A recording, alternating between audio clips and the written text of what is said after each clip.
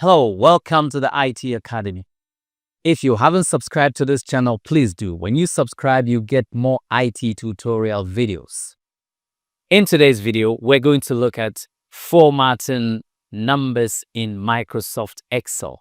Now, when you type numbers into your Microsoft Excel worksheets or spreadsheets, Excel is going to display the numbers the way it has to. It's going to display it in its default display format. So Excel displays it the way it wants. But if you want Excel to display it in a different way, then you have to format the numbers. So let's get started. Now, let's look at this number here. If I type this number, you see that it's not easy to make it out straight ahead. It's a big number. It takes you a few seconds to know what value that is. But if I click on the number and I add the comma or the 1000 separator, it then makes it get a little bit of a structure. You are able to tell what number it is, in less time. So that is formatting. Excel displayed it the way it wanted, and I decided to change it to display it in a different way. So let's see these numbers here. You see that as I type these numbers here, they just appeared by default in the default format. So I want to make sure that they are displayed properly. So I highlight the entire range and then I click on the comma. You can see that it is well structured now. Nice display. You can also do that in a range of cells. Let's do this here. I highlight this place, a range of cells that is blank, no values yet. So I type the comma here. Because I've already done it, when I type any number, you see, it brings the comma or the 1000 separator so that the number is well structured and easy to read. Okay, so also you can see in this table we have conversion rate. So the numbers that appear here have to have the percentage sign behind it. So we are going to format the range without any values. To do that, you highlight the entire range and then you click on the percent sign, or the percentage sign. I click on it. So from then, if I type 4, you see this percentage behind it. So that is what happens. Because I've already formatted the range and told Excel that I want the percentage sign here, it displays it instantly. That is another example of formatting. You are not following the default display that is given by Excel. And then also, this number here is revenue. So we need currency. We need a currency sign in front of the numbers. To do that, you highlight the entire range. And then you select a currency. You have the US dollar here as the default currency.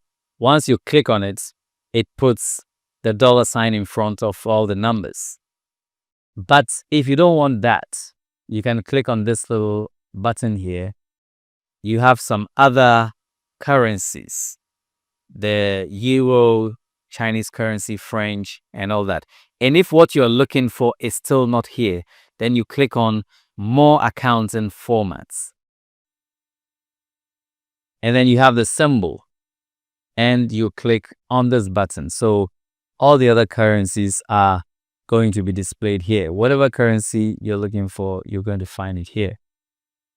Okay. So let's say it's a dollar sign. So you now have the dollar sign in front of the numbers. Okay. Then also, you know that Excel displays numbers in a peculiar way. When you type numbers, it is aligned to the right. When you type text, it is aligned to the left. by default, this is what happens. But if you want to alter this format, you can simply come here. Let's say the number, you select center. It can go to the center, it can go to the left. Okay, so you have the option of changing it. The same thing with the text.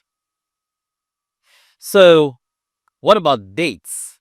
You want to type in dates in this column. So let's format the range first, and then we type in our dates. But we already have some dates here. Okay, we're going to do both ready-made and then ready existing dates, and then we're going to type new dates. So to do that, you see the dates have been typed and it is displayed by Excel in its default format. That is the short form. So if I highlight this entire range and I go to dates, you see, once I highlight it, Excel has detected that these contain dates. So it put a date here. So I click on this button and I select different kinds of dates. You have the short dates, which is displayed here already. And then you have the long dates. So I can put in the long dates. You can see it has changed.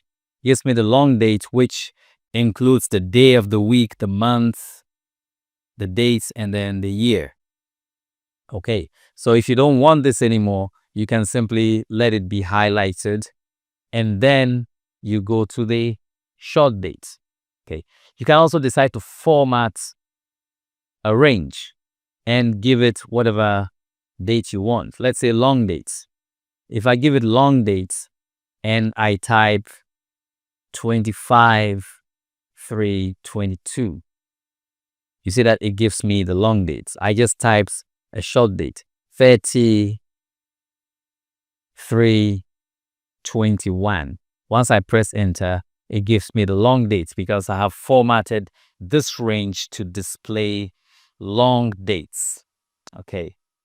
And then also you have decimal numbers. You can see that the revenue displays currency and then the decimal numbers. You can control the decimal numbers. You can see up here, this is to increase the decimal places and this is to decrease it. So when I click this, you see that the decimal places are increasing, the zeros are increasing. When I click this one, it decreases and you can even get rid of it. So this is an example, or these are examples of formatting numbers in Microsoft Excel. I hope this video helped you. If it did and you like it, please like it, give it a thumbs up, and don't forget to subscribe to this channel for more IT training videos. Thank you and see you again. Bye for now.